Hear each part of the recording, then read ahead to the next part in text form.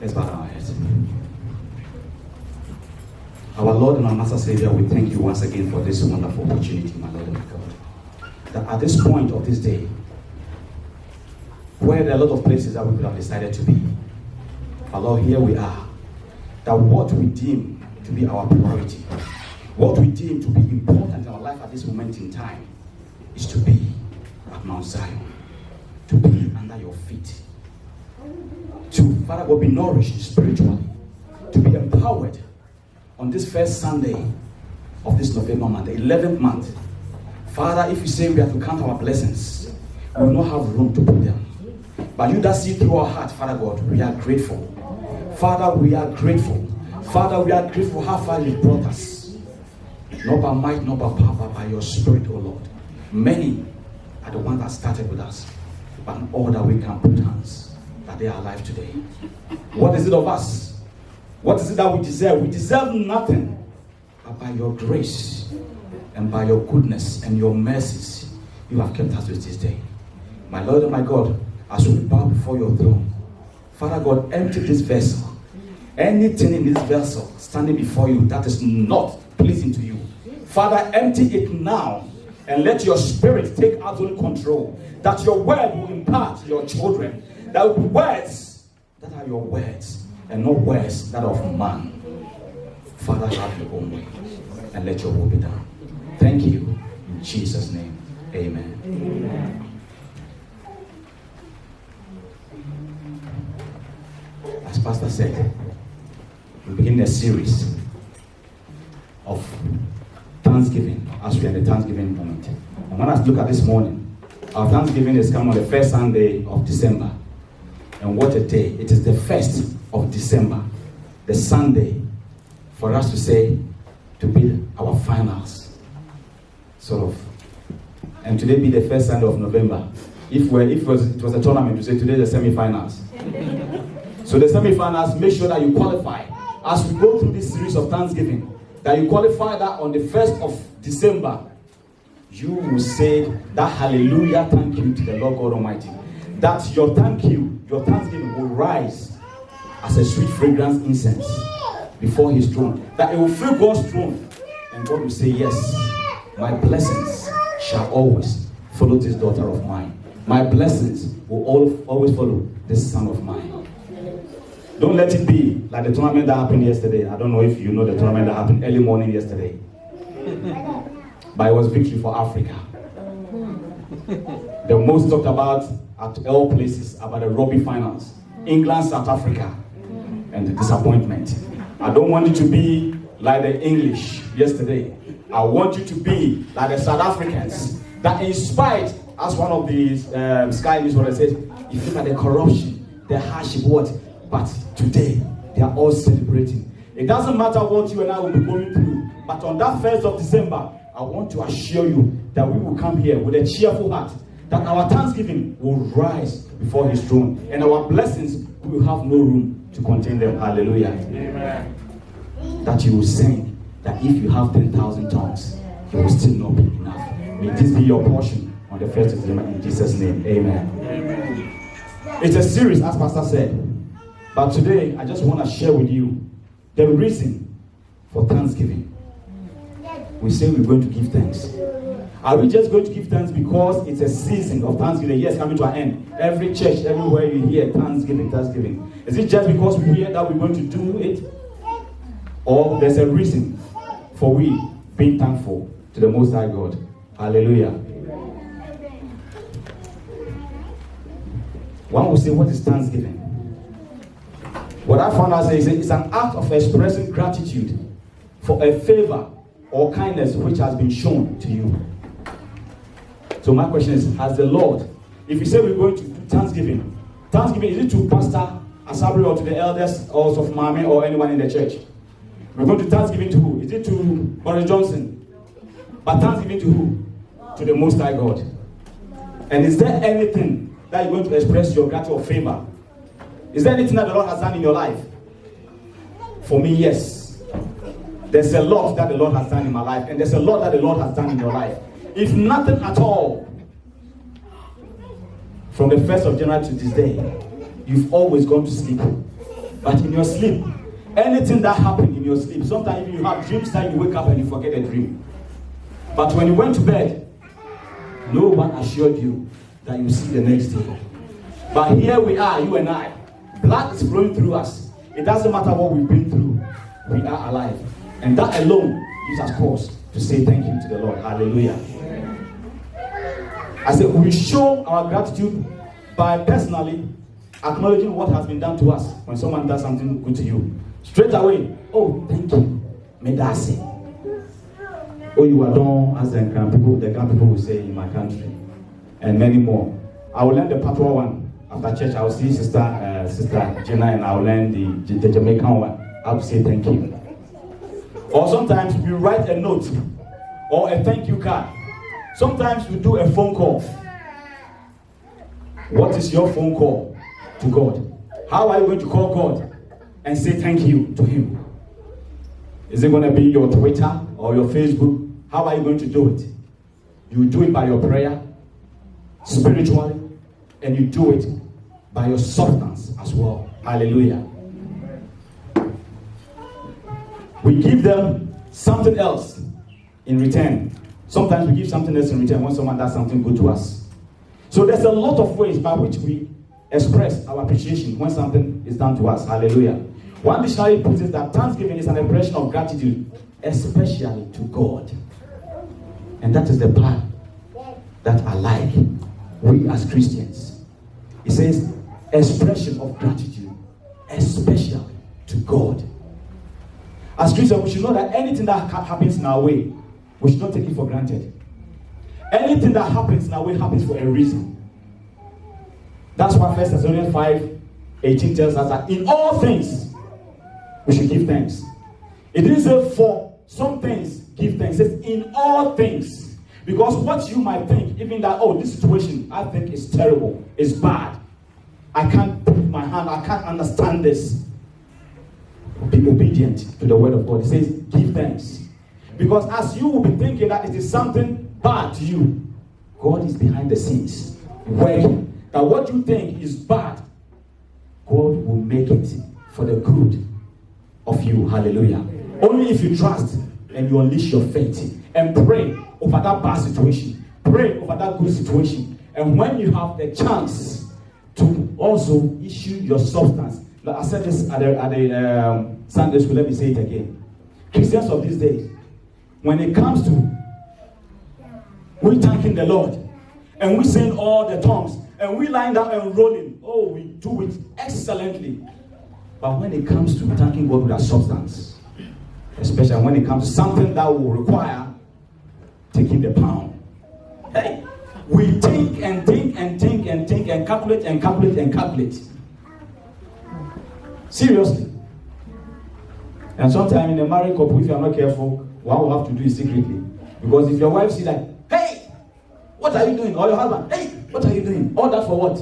If you have a wife that is not God-fearing, doesn't go to church, or a husband that doesn't go, and he sees you taking, say, I'm blessing the Lord has done this. If you're not careful, that is the end of your marriage. But Christians, you know that is the reason why some crafty pastors have also devised that method. That when church members come to them and they are in need, they tell them, go and pray. Because when it comes to the time to you also giving to support God's word, sometimes you pray and roll and we see all that. But when we say, oh, there's a need for these people who have been hit by earthquake or whatever, I want to go and support. Can anybody donate? You'll be the first person that when the boat is coming, you turn to the other side and be going. Let us show our gratitude. Let us have an attitude of gratitude that is pleasing to God. If we know that we're going to please God with our substance, that we will think and think and think, and we will come, even not with a cheerful heart to do it. We are missing it because the Lord appreciates a cheerful giver. As we go through this series, please, at any point in time, pay attention to it. Don't take it that, oh, it is a season of Thanksgiving, so yes, here they come again. No, we are not coming to boss you to thank God or to bless the Lord with a substance. I remember someone said something that, oh, for every day, he used to put like a pound or something to say, Lord, I thank you for today. For that, for my gratitude, I put a pound down for you. And when the year comes to an end, he puts all together, all the coins together. He says, Lord, this, I bless you. This to support your kingdom business. Hallelujah. Amen. Let us show Christians are to be characterized by an attitude of gratitude about everything. Why? Because we know and strongly believe that everything comes to us as a gift out of God's love. So we talked about this morning in Sunday school. There's nothing that we have created. There's nothing that is of our own. Everything, and that is what puts us as stewards. So knowing that we are stewards of all the resources that God has put in us, we always have to be thankful for what He has done for us. Hallelujah. Because the things that He has given to us, they are to make our stay on earth comfortable.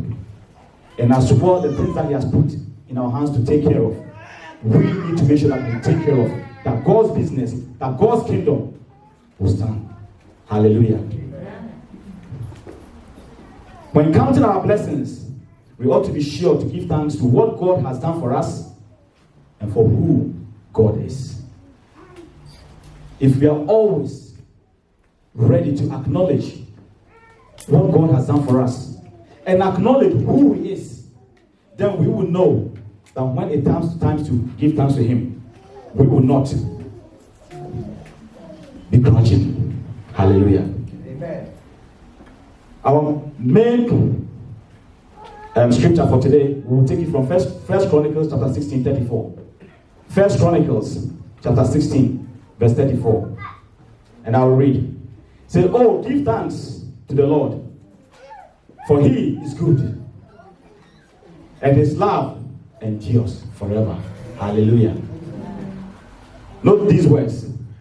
He said, oh, give what? Thanks. To who? To the Lord. For He is what? Good, and His love endures forever.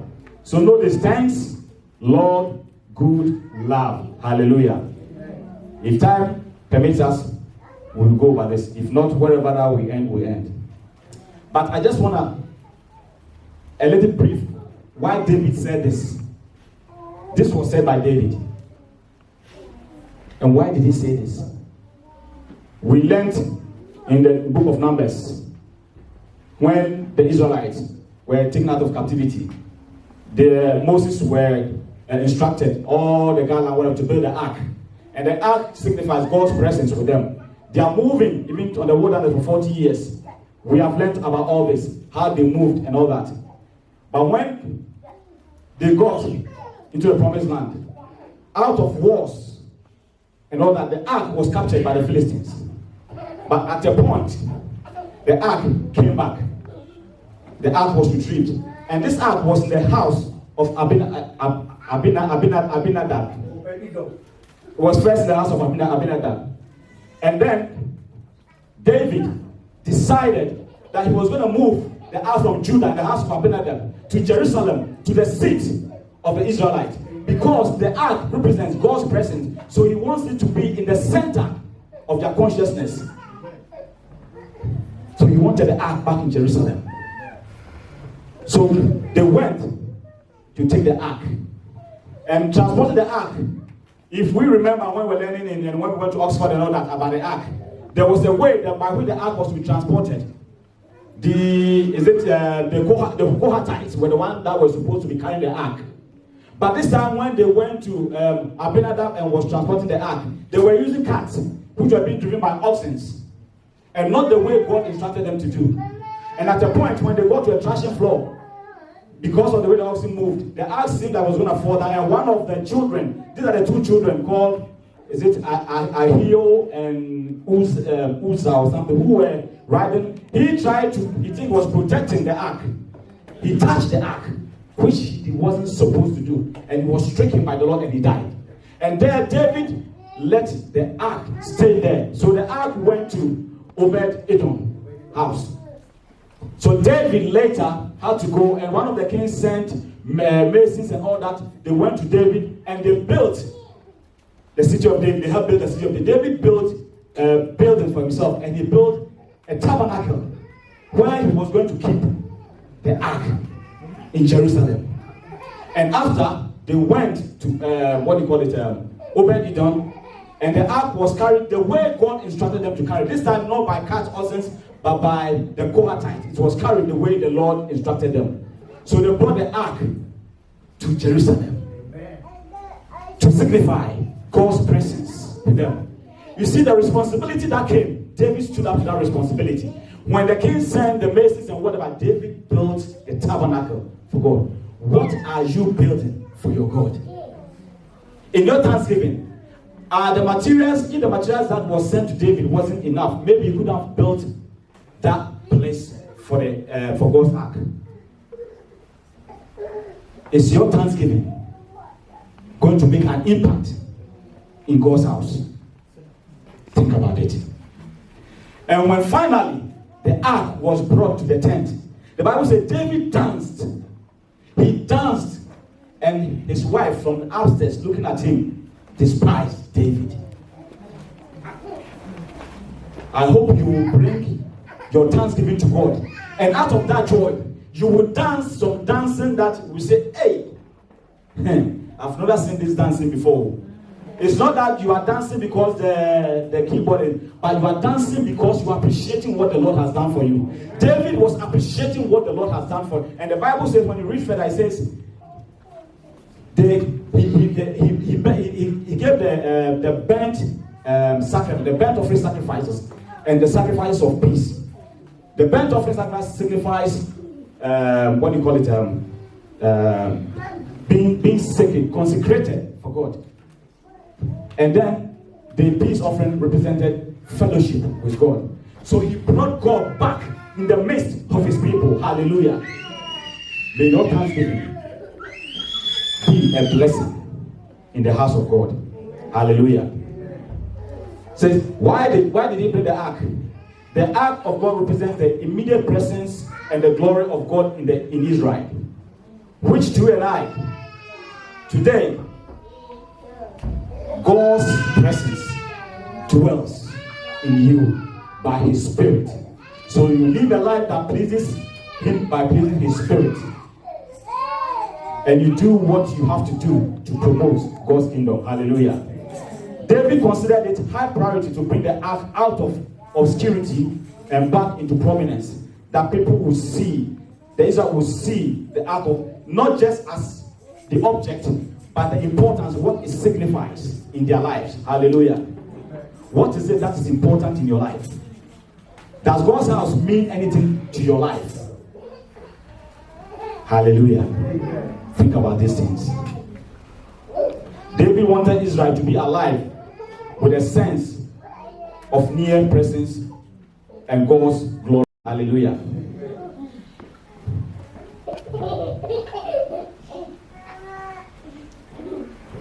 So now, our main scripture says, give thanks to the Lord for his good and his mercy endures forever. What is the goodness of the Lord, if one should ask? What is the goodness of the Lord? Now we say we should give thanks. We've stated things by which we need to see in our life and appreciate and give thanks. What is the goodness of the Lord? What does it mean? The goodness of the Lord is one of the attributes of God, as well as a description of his very essence. It shows the very essence of God, his attribute, who God is. God by nature is inherently good. Psalm 34 verse 8 says, taste and see that the Lord is good. Blessed is the one who takes refuge in him. Hallelujah. He is the fountain of goodness and everything good. He did not obtain it from anywhere. That is his attribute. That is who he is. He is good. The Lord is good. Yes, the Lord is good. He is good to me. The Lord is good. He is good to you and has been good to me. The goodness of God, we see it in his creation and his accomplishment. Genesis 1:31. God saw all that he has made and it was good. Hallelujah. It is available to us everywhere we find ourselves. Even though we are not worthy of it, Matthew 5:45 says, He causes His sun to rise on the evil and the good, and sends rain on the righteous and the unrighteous. And we read from Psalm 145 verse 9 that the Lord is good to all. He has compassion on all He has made.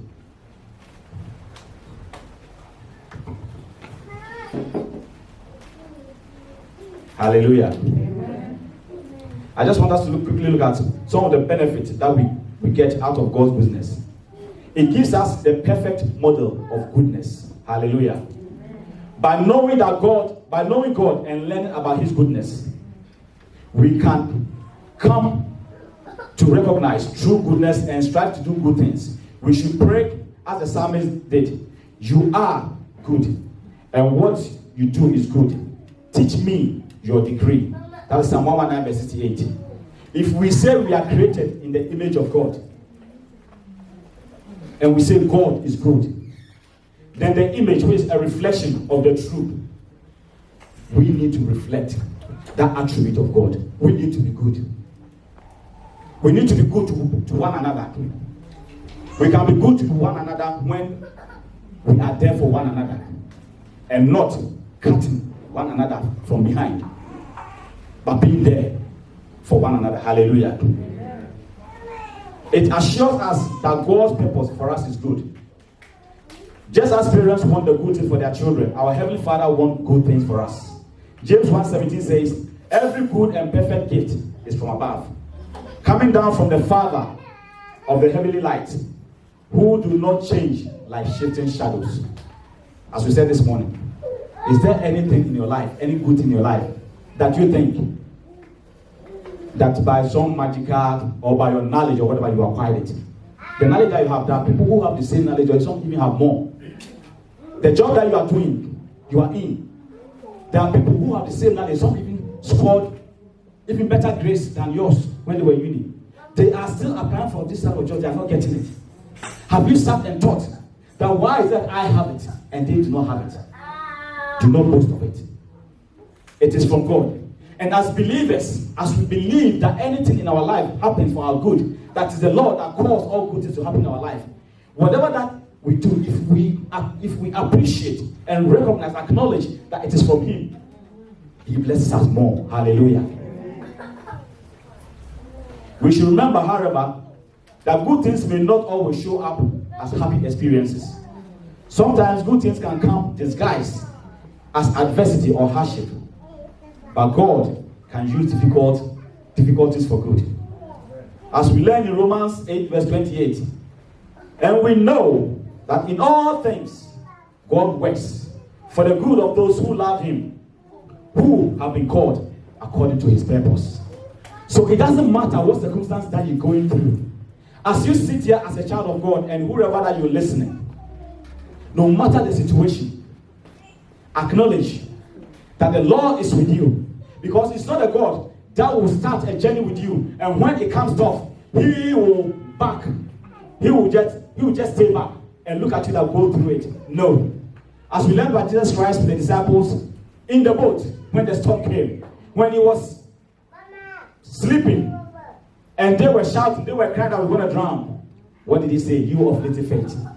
He was with them, and as long as He was with them in the boat, that boat was not going to sink. It was up to them to unleash their faith and know that they are with the Master, the one who knows the end from the beginning and the beginning from the end. Hallelujah. No matter what you go through, know and acknowledge that the Lord is with you.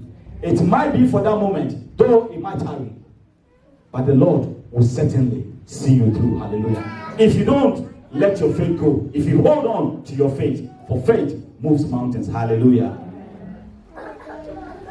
The goodness of the Lord offers us security and encouragement. We can depend on the unchanging goodness of God. Psalm 52 verse 1 says, the goodness of God endures continually. God will always be good. His character does not change. He will continue to be the creator of all things good. And we can be confident He will provide good things for us according to His perfect plan for us. Hallelujah. Sometimes we say certain things happen to us, we see it as bad. Not that they are bad, but just because it didn't meet our expectation. But our expectation comes to pass when it falls in the plan of God. Hallelujah. When it doesn't, when we don't see it, we shouldn't be discouraged. Hallelujah. Also, the God's goodness draw us to God. The purpose of God's goodness is to draw us to Him. This was manifested in the highest degree when God sacrificed His Son, Jesus, for our salvation. Because of His goodness, we have been given opportunity to hear His word and to claim eternal life by accepting Jesus Christ as our Savior. Hallelujah. Jesus Christ, the only lamb, unblemished lamb that pleases our Heavenly Father. He says, without the shedding of blood, there is no remission. And we even see that, you see, God has been so good to us that we even see that in the Garden of Eden, when man fell. When you read Genesis chapter 3, at the fall of man. When Adam and Eve, when they said they are naked, what did they do? They gathered fig leaves to clothe themselves. They thought they were doing their hard work by finding fig leaves to clothe themselves. But the Lord clothed them with the skin. So an animal has to be killed for the skin to clothe them. There and there, the Lord came in out of His goodness to clothe them. Hallelujah. God has been good ever since creation. And that is His attribute. That is who He is. And if God is good to you, what stops you from giving thanks? Hallelujah. My next point is, what is the love of God? How do we, as human beings, define love? We define love as an intense affection for another person based on familiar or personal ties. Sometimes this intense affection could be sexual attraction and the rest. Our love for other people are when we are attracted to them out of emotions, out of our feelings. Oh yes, you are such a funny guy to be with, so I love you. Oh, for you, I feel comfortable when I'm around you, so I love you. So that means if he doesn't feel comfortable around you, he will not love you. Oh, you. Oh, because you always buy me. In Ghana, they say check. But here, I don't know what they will buy. Here, maybe take what? Take home. Take away. Okay, so I love you. So there's a condition attached there. I love you because of that, right? Even these days, when they go to the altar and they say, till death do us part. When you look at divorce rates, and you look at the same people that stood there and said, till death do us part, I think that till death has a different meaning. It's not to death that physically when you die. That is why our marriage is separated though. The moment the love for you dies. The moment my love for you dies. So that one, it can be even the day after, the minutes after. After, exchange the rings, we're going, this man, bro, what did I see in him that allowed him? The love is dead. So till death do us part, and there it's gone. Hallelujah. But there's one love that seems to be similar to the love of God. And this is the love of a parent.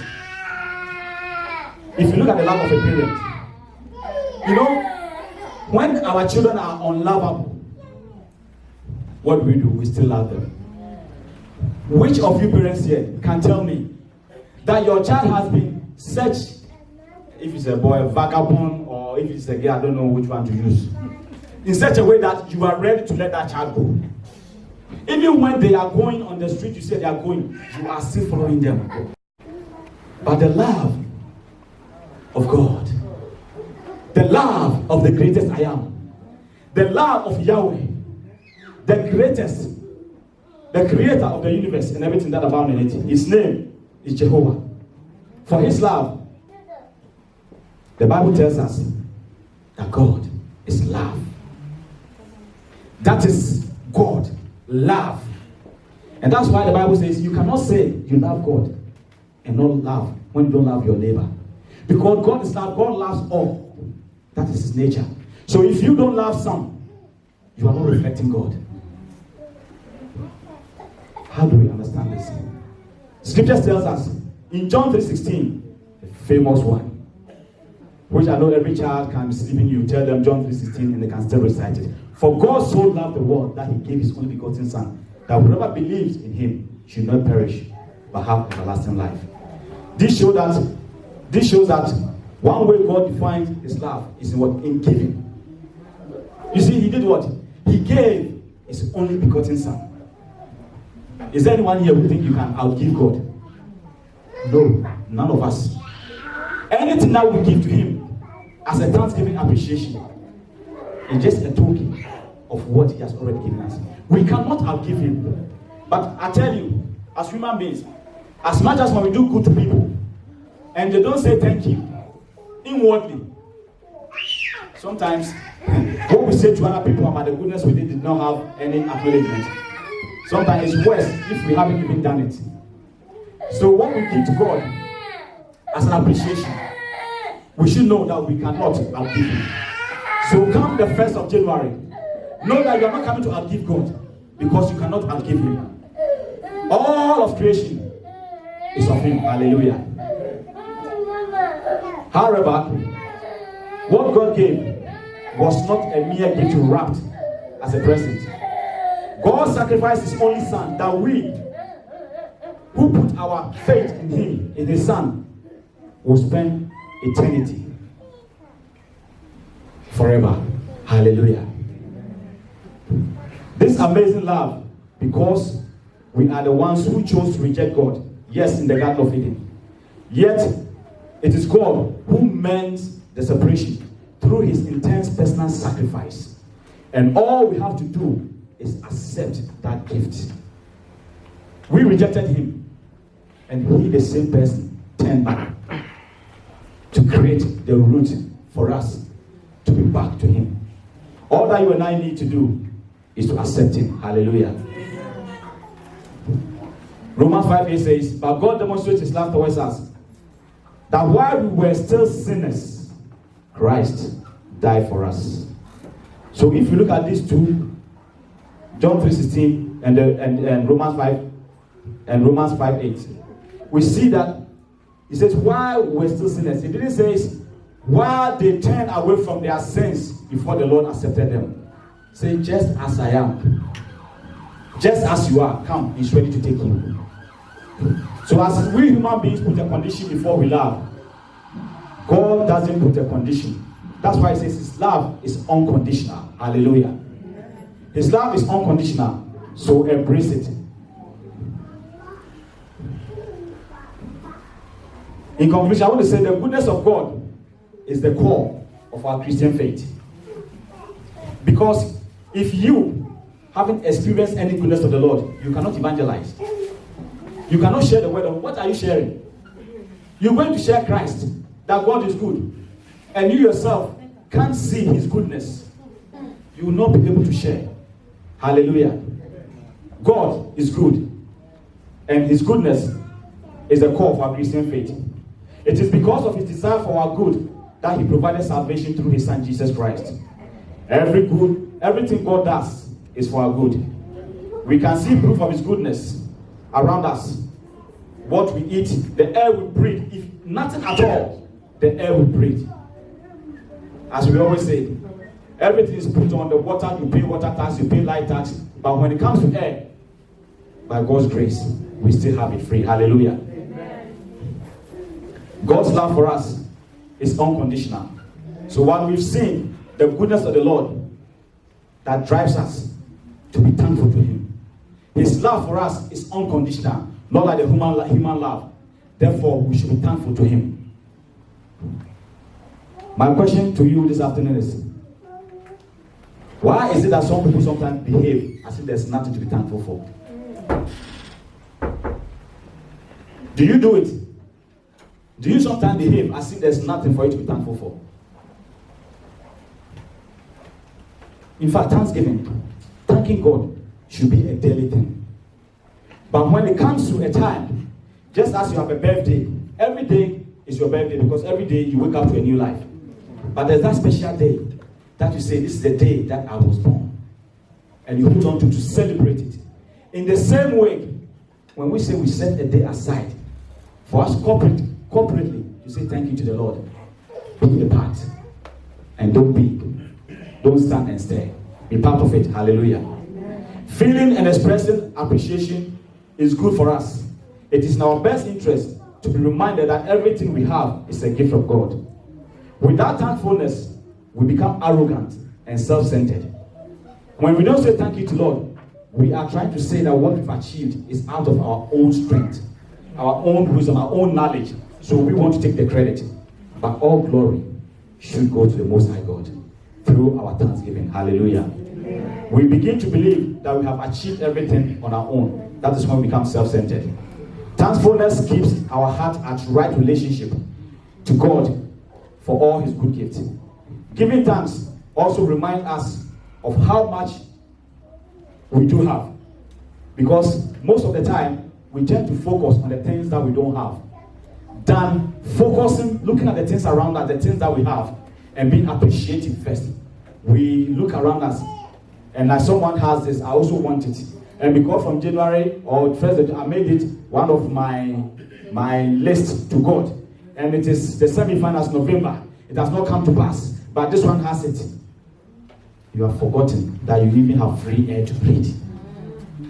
You have forgotten that you can have breakfast, lunch, dinner. Go somewhere in Africa. Go somewhere in Asia. Someone what to eat, even at the start of the day, is a problem. Look at the things around you. Don't focus on the things that you don't have. Those are the things that you want. Look at the things around you and be appreciative to God. Hallelujah. 1 Thessalonians 5 tells us, in everything, we should give thanks to God. We are to be thankful, not only for the things we like, but the circumstances that we don't like. When we purpose to thank God for everything that he allows to come into our lives, we keep bitterness away. We keep arrogance away. And we keep discouragement away. That is when we appreciate. When we make it our habit to thank God. When bitterness comes, we look to that bitterness and say, is there anything that I can look at and be happy instead of being bitter? You look into your life and say, hey, I went for this interview. When I was sitting in that interview room, I saw a lot of people also sitting there. But I've been called, I've been given that job.